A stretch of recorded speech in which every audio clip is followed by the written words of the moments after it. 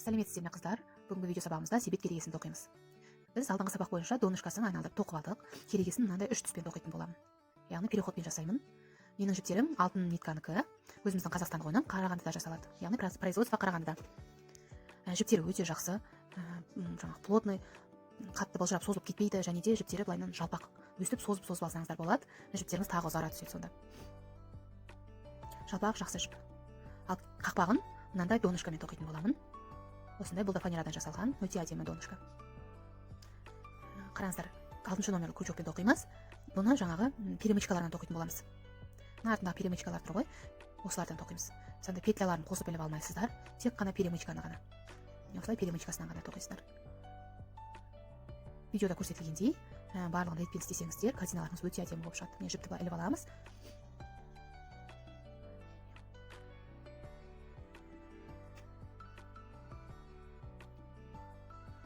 Осы бірінші круг бойынша осылайнан немен тоқып шығамыз.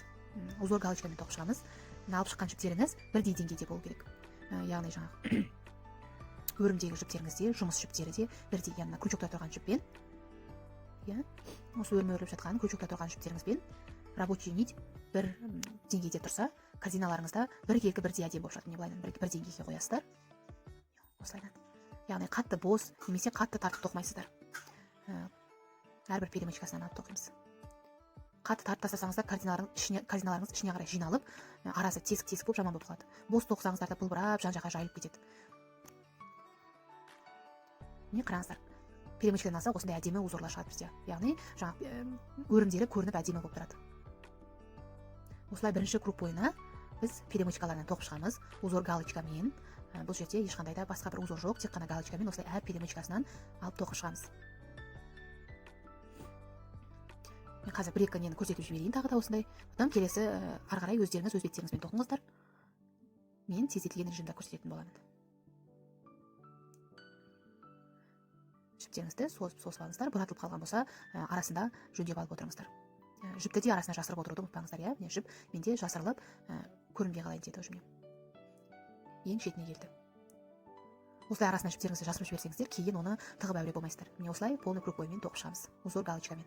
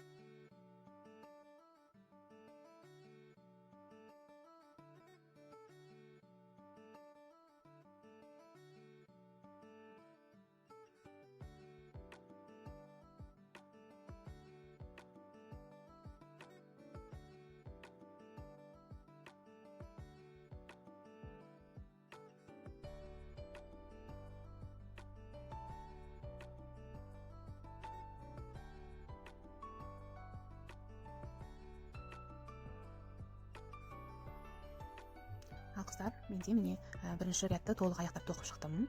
Ең соңғы тоқыған галочкамыздың, петлямыздың несін былай ұзартып шығарып аламыз да, екінші тұрған, яғни жоғары қарап тұрған өрімнен астынан өткіземіз. Яғни бесшовное соединение жасап, одан кейін ары қарай тоқып кетеміз бірден. Перемычкадан көрдіңіз, сол галочканың астынан, яғни основаниясынан былай алып шығамыз да. Ұзынырақ алыңыздар, кішкене нелеріңізді, жіптеріңізді, менікі қысқалы болып қалды. Қазір қайтадан кішкене ұзартып аламын. Жіптеріңізді осы галочканың астынан алып шығасыздар. Бұл жаңағы біздің перемычкамыз бар ғой, тоқыдық қой біз галочкалардың барлығын перемычкаға тоқып шықтық. Сол перемычкаға тоқимыз. Осыған жанынан тура дәл сол орынға тағы бір осындай галочка тоқимыз. Сонда былай қарап тұрсаңыздар, бір перемычкаға 3 галочка тоқылып тұр. Одан кейін келесі галочканы тастаймыз, тоқымаймыз оған ештеңке. Одан кейінгі галочкаға қайтадан 2 тоқимыз. Міне осы перемычкасына астынан кіргізіп 2 тоқимыз. Осы жерге 2 тоқимыз. 2 столбик без накида. Екіншісі және.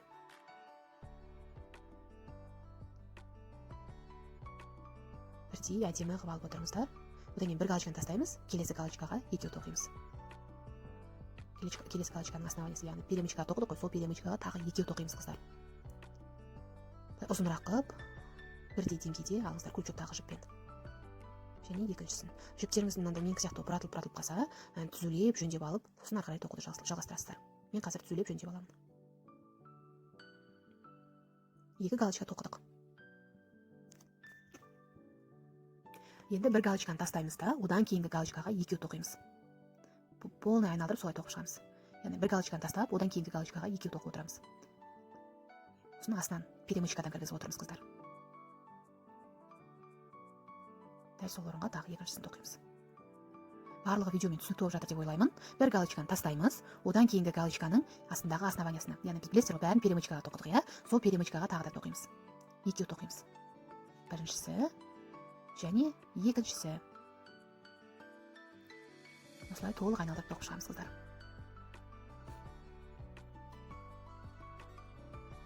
Қолдарыңызды үйретіп алсаңыздар, өте оңай тоқу. Бір галочканы тастап, одан кейінгі галочкаға 2 тоқып отырамыз. Основаниясын алып. Көрдіңіз ровно. Біріншісін біреуін тастаймыз да, екіншісінің перемычкасына тоқимыз. Астынан.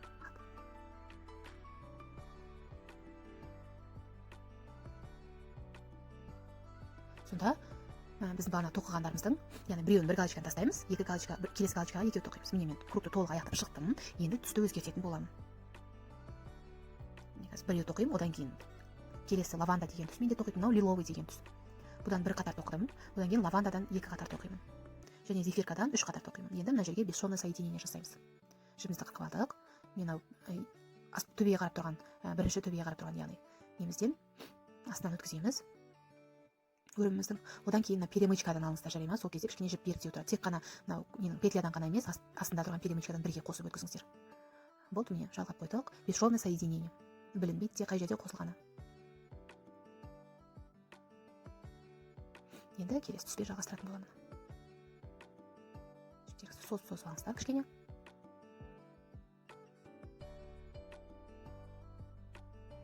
Соз десе прям қатылап шап созып жібермеңіздер, кішкене ғана созыңыздар. Енді қараңыздар. Екінші галочкамыздың шет жағындағы жібі тұр ғой. Бірінші галочка, екінші галочка. Соның шет жағындағы жіптен аламыз да. Қараңыздар. Және қарасаңыздар, астындағы тоққан, астында 2 галочка қалып қалды. Біреуіне тоқыдық, бір галочкаға, екінші галочкаға тоқымадық. Сол жердегі мен арасынан көрсетіп тұрмын, осы жерге тоқимыз. Галочканың шеткі жібінен астына кіргіземіз. Осылайынан ары қарай жалғастырамыз. Мына 2 жіпті арасына бірге жасап кетіңіздер. Байлан ұстап бірге жасап кетіңіздер.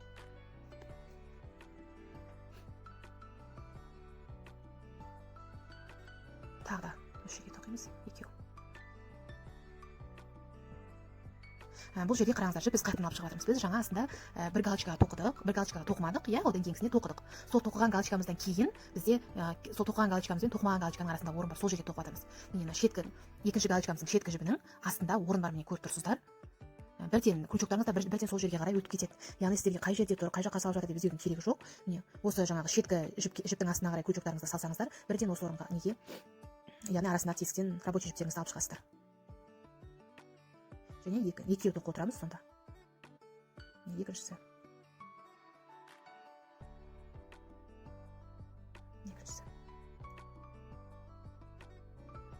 Тоқып алдық 2 галочка. Енді келесі тоқыған 2 галочкамыздың екіншісіне, сол екіншісінің шеткі жақ жібінен, яғни біріншісі, міне екіншісі. Осы шеткі жібінен астынан кіргіземіз. Шеткі жіптің астынан кіргіземіз. Қараңыздар, міне көріп тұрсыздар ғой. Осы шеткі жіптің астында тесік бар. Сол жерге тоқимыз. 2 тоқимыз.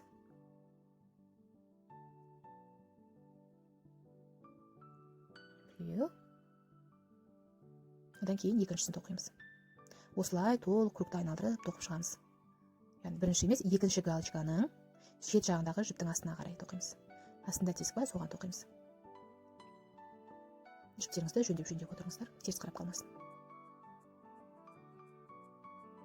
Бірінші және екінші, осы екіншінің шеткі жібінің астық жағынан алып отырамыз жұмыс жіпті. Қараңыздар, тоқылмаған галочкамыз тұр ғой, соның алдында, әрбір тоқылмаған галочканың алдындағы неге қарай, алдындағы тесігінен алып отырамыз жұмыс жібін.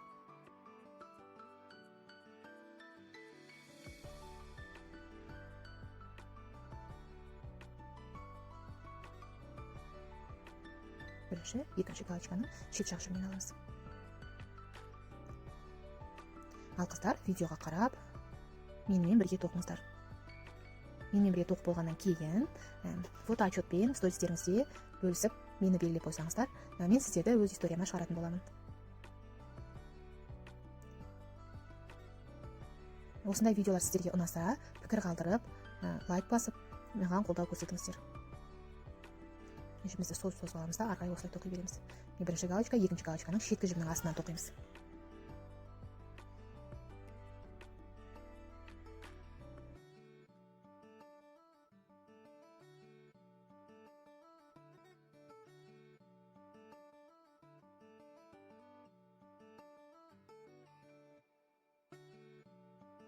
Мен осылай тоқимыз. Сол кезде қараңыздар, мен мынандай узор шығып келе жатыр.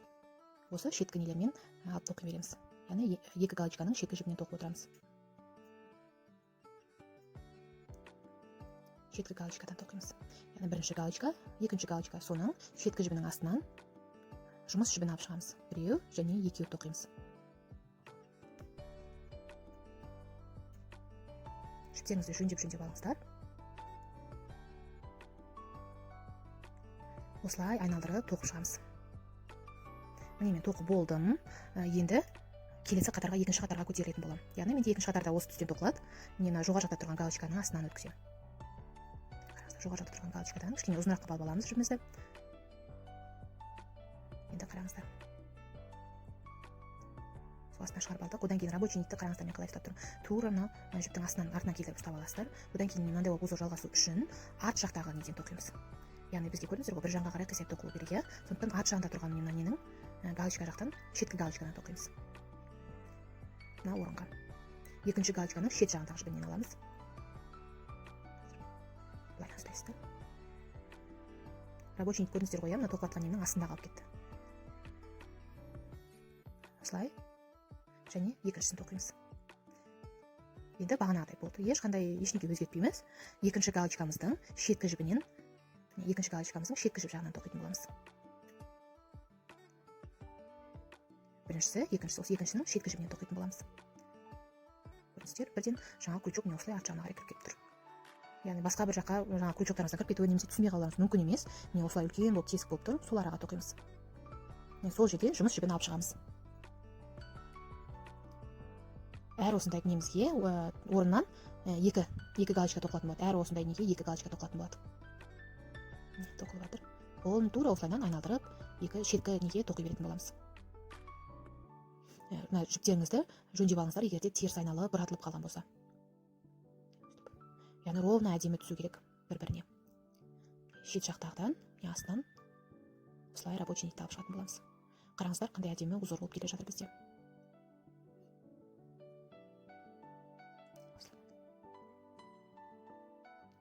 Екеу тоқимыз. Яғни бір орынға екеу тоқитын боламыз.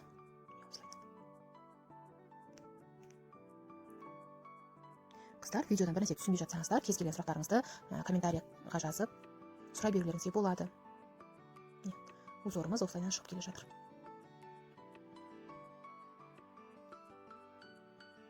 Шеткі жібінен аламыз екінші галочканың және осылайдан тоқимыз.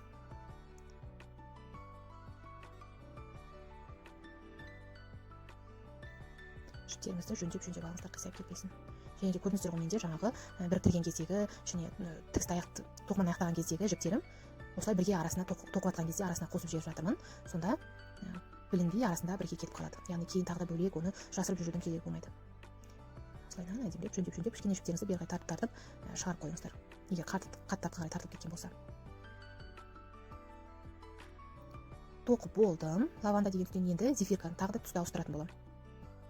Қараңыздар. Менде бірінші қатарда лиловый деген түс болды, екінші қатарда лавандадан 2 қатар тоқыдым. Енді зефиркадан жүзімізді былай қырқып аламыз. Сосын мына жерде бесшовный соединение жасаймыз. Жоғары қарап тұрған бірінші галочкамыздың астынан жүзімізді алып шығамыз. Мына рабочий нитті алып шығамыз. Өткізіп аламыз былайынан. Одан кейін арт жағында тұрған галочка тұр ғой, ода. Сол перемычканың астынан бірге қосып алыңыздар. Тек қана галочкадан емес, перемычкамен бірге астынан өткізіңіздер. Осылайынан. Сонда кішкене нелеріңіз берікте ұсталып тұрады. Болды. Бесшовный соединение жасалды бізде. Енді зефирка деген түстен 3 қатар тоқитын боламын. 3 қатар тоқимын. Жүзімді кішкене созып аламын. Ал енді бастаймыз. Қазір осы мына көріністер, мына шетте қалып қалған яғни жіптерді астына бірге жасырып жібереміз. Яғни кончиктарын бірге жасырамыз. Қараңыздар. Екінші галочканың шеткі жібінің асты жағынан алып жатырмыз. Міне, кончиктарын бірге арасына тоққан кезде арасына бірге жасырып жіберіп жатырмын. Біріншісі және екіншісін тоқимыз. Болды.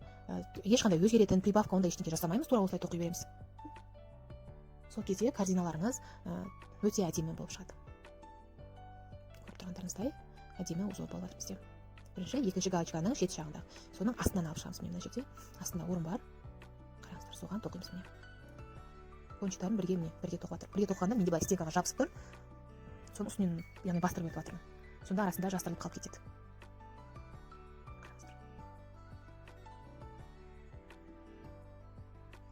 Міне осылай толық айналдырып мен 3 қатар тоқып шығатын боламын. Осы зефирка деген түстен 3 қатар тоқитын боламын мен қыздар. Енді бұл жақ өздеріңіздің қалауларыңызға байланысты. Жіпті түсті өзгертпеймін, тек қана бір түсті болады десеңіздер, ол да өз қалауларыңызға байланысты. Міне осылайынан екінші галочкамызға тоқимыз. Міне осылайынан толық айналдырып тоқып шығасыздар. Мен 3 қатар тоқитын боламын бұл жіптен. Сонда менде общий 6 қатар болады. Шеткі жіптің міне асты жағынан. Өздеріңіз сол шеткі жіптің астына қарай көз жоғып салсаңыздар, бірден керегенің арғы бетіне өтеді. Яғни рабочий нитті алып шығатын орын өзі көрініп белгілі болып тұрады. Осылай айналдырып тоқып шығамыз. Міне көріп тұрсыздар ғой, орын. Сол жерден жұмыс жібін алып шығамыз да тоқи береміз. Жіптеріңіз айналып кетсе, бірден жөндеп алыңыздар. Кейін жөндей алмай қаласыздар.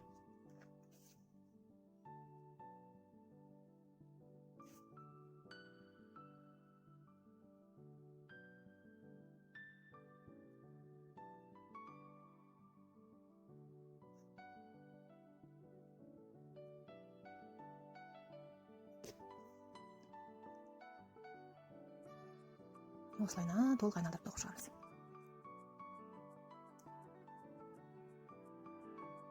Мен 3 рет тоқитын боламын осы зефиркадан. Зефирка деген түс өте әдемі түс. Айналдырып тоқып шықтым. Қазір біріктіріп, одан кейін келесі қатарға көшетін боламын. Қараңыздар, қандай әдемі болып шықты. Сіздер де осындай әдемі жұмыстарыңызбен бөлісіңіздер.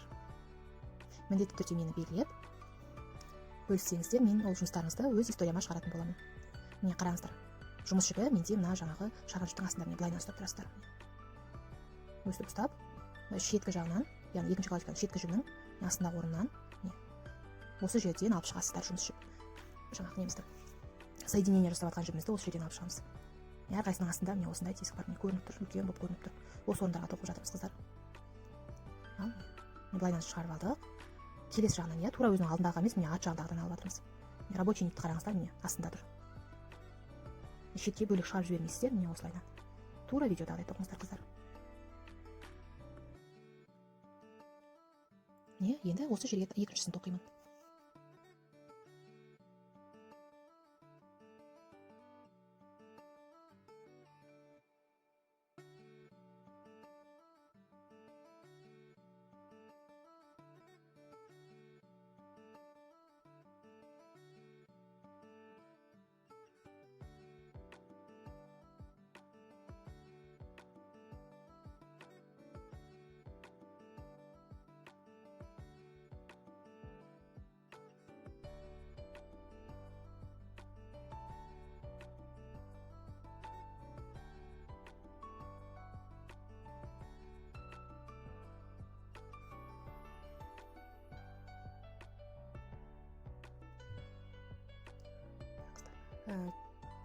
Осылайынан айналдырып тоқып шығамыз. Мен екінші қатар тоқып жатырмын. Толық айналдырып тоқып болғаннан кейін үшінші қатарға көтерілемін. 5 қатар тоқылды. бесінші қатар тоқып жатырмын, енді үстінен тағы бір қатар. Сонда менде 1, 2, 3 деген переходпен болады. Және бетінен мына менде видеода көрсетілген донышко 18 диаметр 18 екен. Мен бірақ 15 размер, яғни размермен алып тоқыңыздар. 15 размермен тоқитын боламын. Қараңыздар.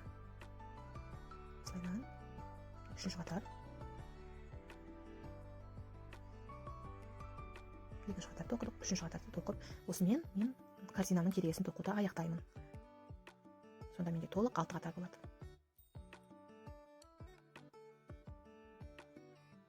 Егер сіздер бик қылатын болсаңыздар, ары қарай да тоқи берулеріңізге болады. Қараңыздар, қандай әдемі болды. Түстері де қандай әдемі. Осы алтын нитканың жібін алатын болсаңыздар, қыздар, міндетті түрде лаванда деген түсін, және де мына жерде мен қолданып жатқан зефирка, лиловый барлық түстерін алып, солармен сумка немесе корзина тоқыңыздар. Енді бесшовный соединение жасаймыз. Ол үшін мына жоғары қарап тұрған, яғни жоғары қарап тұрған осы немізден бөлімнің астынан былай жіпті шығарып аламыз. Бесшовный соединение жасап үйреніп алсаңыздар, жұмыстарыңыз өте әдемі болады. Перемычканың астынан қосып өткіземін, қыздар. Мен әрдайым перемычканың астынан қосып өткіземін. Кейбір мастерлер болады, олар тек қана нетен ғана өткізеді, өрімнен ғана өткізеді. Маған олай тек қана өрімнен өткізген ұнамайды, себебі бостау болып қалатын сияқты біріктіргенше. Сондықтан да перемычканың астынан бірге өткізіңіздер. Енді мына жіпті жасырамыз. Мынандай инелеріңізге өткізіп алыңыздар. Ине жоқ болса, ешін кетпейді, крючоктарыңызбен әр жерінен іліп алып өткізесіздер. Міне қараңыздар, осылайынан жіптердің арасынан өткізіп жасырып отырамыз. Қараңыздар, мен мысалға әр неғыны түсті ауыстырған сайын жіпті арасынан жасырып отырдым. Сіздер де дәл солай істеңіздер, иә? Түстерді ауыстырғанда жіптерді міндетті түрде арасына жасырып кетіңіздер. Ең соңғы қатар жіптерін жасырамыз. Сонымен қыздар, біздің корзинамыз дайын. 3-ші сабағымызда қақпағын тоқитын боламыз. Сіздер де менің сияқты оюлы, әдемі қақпақ дайындап қойыңыздар, қыздар.